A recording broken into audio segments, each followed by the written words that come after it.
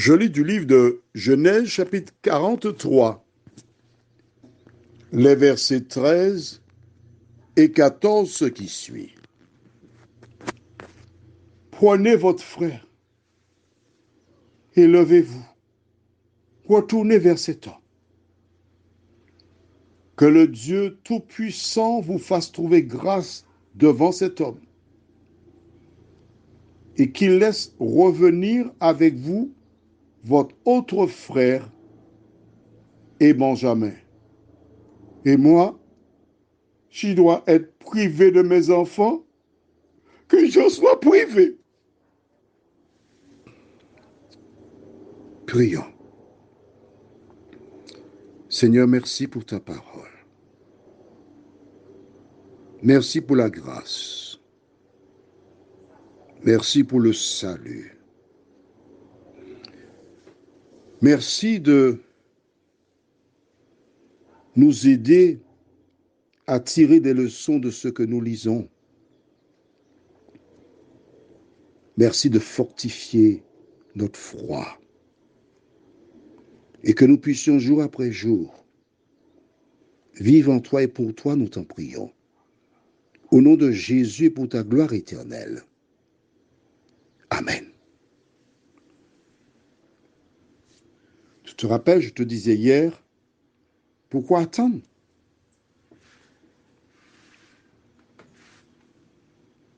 Pourquoi laisser Siméon en prison jusqu'à la fin des vivres? Et ce qu'il ne sait pas,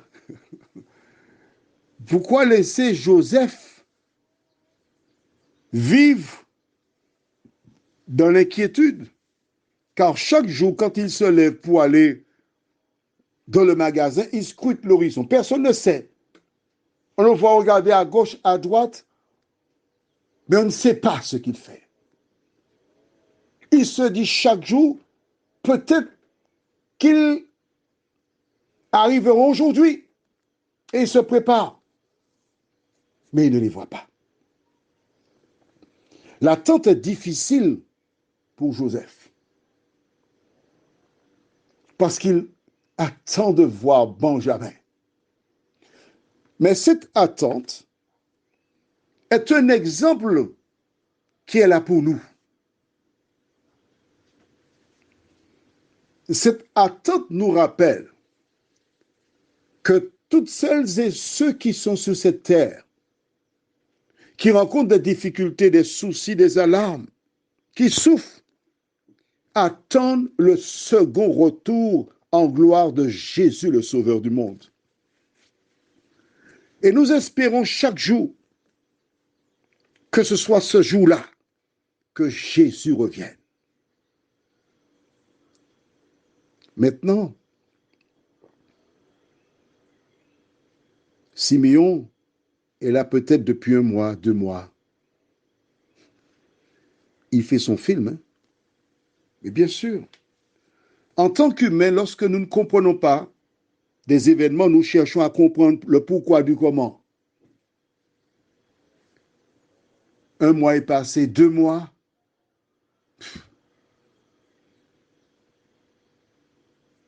Tout ce qu'il y avait à faire, c'est de laisser partir Benjamin.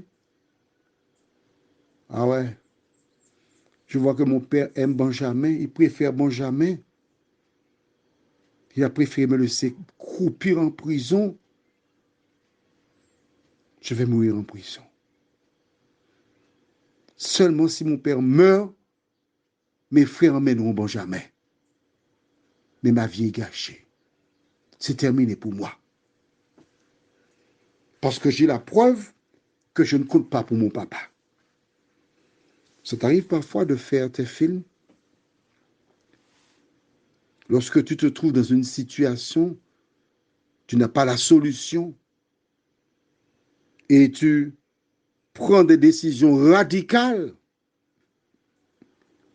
Ça arrive parfois. Ouais. Je te comprends. Tu es un humain, donc tu réagis. Mais c'est ce qui s'est passé là. Mais finalement, Jacob en regardant tous ces petits-enfants, les bébés, certains qui pleurent, qui crient, maman, j'ai faim, maman, je veux manger, maman, qu'est-ce qu'il y a à manger, maman, papa, j'ai faim.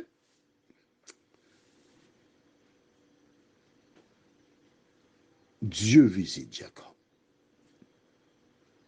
Il y a eu les cris de ses enfants, les regards de ses belles-filles, de ses fils. Mais n'oublie jamais que quel que soit ce qui se passe sur cette terre, Dieu change toujours les ténèbres en lumière. Alors, Jacob dit, prenez votre frère et levez-vous, retournez vers cet homme. Comment? Prenez votre frère, il a 38 ans. Pourquoi dire prenez votre frère? Mais il sait marcher. Il peut se mouvoir.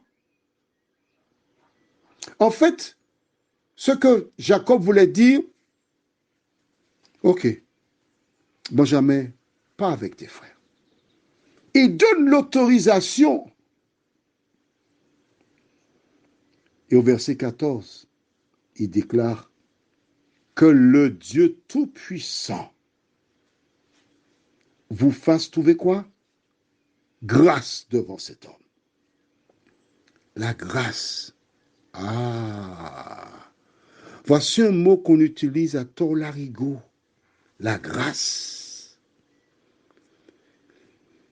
Parce que Jacob est conscient que c'est seulement la grâce de cet homme qui peut libérer Siméon et permettre à ses fils d'acquérir des vivres. La grâce.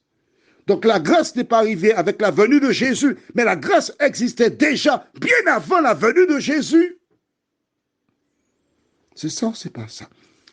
Si tu as une question, il te suffit de m'envoyer un message par WhatsApp. Plus 596 696 889 393. Et nous verrons ça ensemble.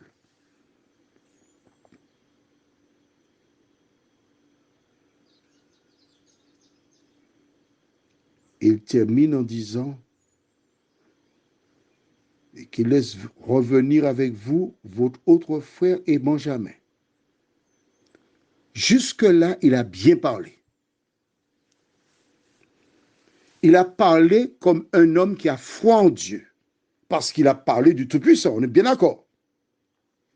Mais qu'ajoute-t-il derrière? Et moi, si je dois être privé de mes enfants, que je sois privé.